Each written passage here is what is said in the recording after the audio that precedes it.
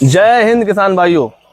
आज हम आपके लिए लेकर आए एक नई वीडियो जिसमें हम जानेंगे कि जायद की ऋतु में ज्यादा से ज्यादा लाभ किसान अपने कैसे प्राप्त करें और कौन कौन सी फसलों को वो उगाएं।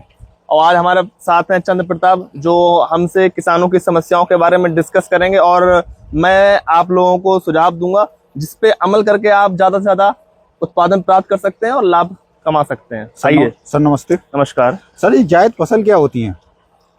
बहुत अच्छा क्वेश्चन है कि जायद फसल क्या होती है। देखिए, जायद फसल जो होती है वो रबी के बाद और खरीफ से पहले का जो समय होता है, मतलब फरवरी से लेकर मई तक का जो समय होता है, उसमें जो हम फसल को ग्रो करते हैं, उत्पादन करते हैं, वो कहलाती है जायद की फसल। सर इसकी अवधि क्या है? जायद फसलों की अवधि ज्यादा नहीं होती है, मुश्किल से मुश्किल 60-70 दिन 80 दिन तक होती है। सर जायद फसल में कौन सी फसल आती है, किसान भाई परेशान रहते हैं? तो जायद फसलों में देखिए हमारी मूंग, उड़द, मक्का और ये तरबूज, खरबूज, खीरा, ककड़ी इत्यादि फसलें हमारी जो हैं वो जायद में आती हैं। किसान भाइयों को जायद फसल करनी चाहिए कि नहीं करनी चाहिए? अरे बिल्कुल, हमारे सभी किसान भाइयों को जो समय मिलता है ये रबी के बाद का, जो आलू की खुदाई हो जाती है या फिर आपका जो जितनी भी हमने सरसों लगाई है उसके बाद जो समय बचता है, उसमें हमें बिल्कुल जायद की फसल लेनी चाहिए। और इससे लेने से क्या होता है कि जो हमारी खाली भूमि पड़ी है उसमें एक तो हमें लाभ मिलेगा, दूसरा जो हम फसल का चुनाव करते हैं, जैसे हमने दलहनी फसल अगर ले ली तो हमारी मिट्टी की उर्वरा शक्ति में भी बढ़ोतरी होती है। कुछ किसान भाइयों की ये समस्या है कि किसान भाई कहते हैं जायद फसल लेने से भूमि की उर्वरता खत्म हो जाती है। कुछ किसान भाई कहते हैं कि इससे उर्वरा शक्ति खत्म हो जाती है, लेकिन बिल्कुल ही गलत बात है और ये एक बिल्कुल सोच जो है गलत है। इसमें हम देखते हैं कि जब हम जायद में हम मूंग या उड़द की फसलें लेते हैं तो एक तो हमें दलहनी फसलों से उत्पादन मिल रहा है, दूसरा हमारे सभी किसान भाइयों को ये मालूम होना चाहिए कि जितनी भी दलहनी फसलें हैं चाहे वो कोई सी भी हो, उनकी जड़ों में राइजोबियम बैक्टीरिया पाया जाता है जो कि वायुमंडल की नाइट्रोजन को अपने अंदर स्टोर करता है और भूमि को आने वाली फसल में वो प्राप्त होता है। तो इससे तो लाभ ही लाभ है, दोहरा लाभ है, एक तो मिट्टी को भी लाभ है, दूसरा किसान की आय में भी बढ़ोतरी हो रही है। अच्छा, किसान भाइयों को जायद फसल लेनी चाहिए। बिल्कुल बिल्कुल। सर जायद फसल में ऐसे मूंग है, बहुत से किसानों को ये समस्या है कि मूंग ऐसी है उसमें जल्दी कीटनाशक लग जाते हैं, तो उसके लिए क्या? नहीं, समस्या है कि देखिए हर फसल में रोग लगते हैं, कीट लगते हैं, तो जायद में भी लगते हैं। जैसे हम बात कर लेते हैं जायद में कि जैसे हमने मूंग या उड़द की बुआई की, अब उसमें क्या होता है कि माहू का प्रकोप हो सकता है। अच्छा। या सूड़ी जो होती है, जो तना छेदक या पत्ती छेदक होती है, उसका प्रकोप हो सकता है।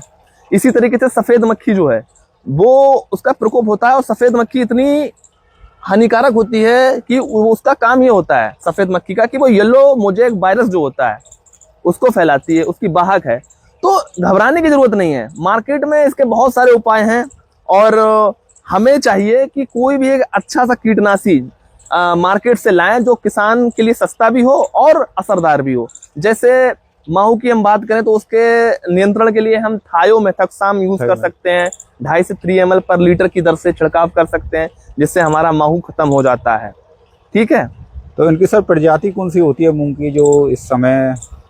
मूंग की प्रजाति की बात करें तो इसमें जो है मूंग की पंत मूंग 5 प्रजाति जो है वो अच्छी है। इसी तरीके से सम्राट प्रजाति जो है वो भी बहुत अच्छी प्रजाति है। और मैं तो कहूंगा अपने किसान भाइयों से कि जब भी किसी प्रजाति का चुनाव करें तो अपने एरिया के हिसाब से, अपनी लोकेलिटी के हिसाब से देखें कि उस एरिया में कौन सी प्रजाति जो है वो अच्छा उत्पादन दे रही है। सर ये बताइए जायद फसल में जो उर्वरक होते हैं जो रबी की तुलना में ज्यादा लगते हैं कि कम लगते हैं? देखिए, जायद फसलों में उर्वरक जो होते हैं वो रबी या खरीफ की तुलना में तो कम लगते हैं, लेकिन जो पॉसिबिलिटी है ये है कि जहां तक हो सके किसान भाइयों को अपनी मिट्टी की जांच अवश्य करानी चाहिए और उसके अकॉर्डिंग ही मिट्टी में उर्वरक देना चाहिए। लेकिन फिर भी जैसे मूंग और उड़द के लिए जो रिकमेंडेशन है ICR के अनुसार, वो NPK की 20:40:20 के किलोग्राम प्रति हेक्टेयर के हिसाब से है। यानी कि 20 किलोग्राम नाइट्रोजन देना है आपको, 40 किलोग्राम फास्फोरस देना है और 20 किलोग्राम पोटाश देना है आपकी मिट्टी को। सर और इसके अतिरिक्त और जानकारी आप दो जायद फसल के लिए, जिससे किसान भाई उसको करने के लिए उत्साह हो। बिल्कुल बिल्कुल। और जानकारी मैं ये देना चाहूंगा कि जो इसमें समय से बुआई है समय से खाद है, उर्वरक है, बीज है, इनका विशेष तौर पे हमारे किसान भाइयों को बहुत ही ध्यान रखना होगा। देखिए, अगर समय से आप इसकी बुआई नहीं करेंगे, जैसे मूंग है, उड़द है, इसकी बुआई जो है फरवरी से मार्च में हो जानी चाहिए। अगर इसके पश्चात आप सिंचाई मतलब बुआई करते हैं तो आपको लाभ नहीं मिलेगा उतना जितना आपको मिलना चाहिए। तो मैं कुछ बीज दर भी बता रहा हूँ मूंग उड़द की। जैसे मूंग में आपकी बीज दर रहती है 12 से 15 किलोग्राम प्रति हेक्टेयर के हिसाब से। इसी तरीके से उड़द की जो बीज दर रहती है वो 15 से 20 किलोग्राम रहती है।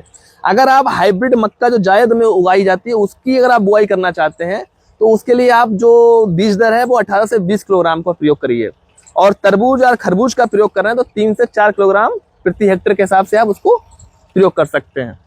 और मैं एक बात और बताना चाहता हूं कि इसमें जो सिंचाई है, जैसे जैसे टेम्परेचर बढ़ता जाता है तो अप्रैल में आप जानेंगे कि 7 से 10 दिन के अंतराल पर आपको सिंचाई करते रहना चाहिए।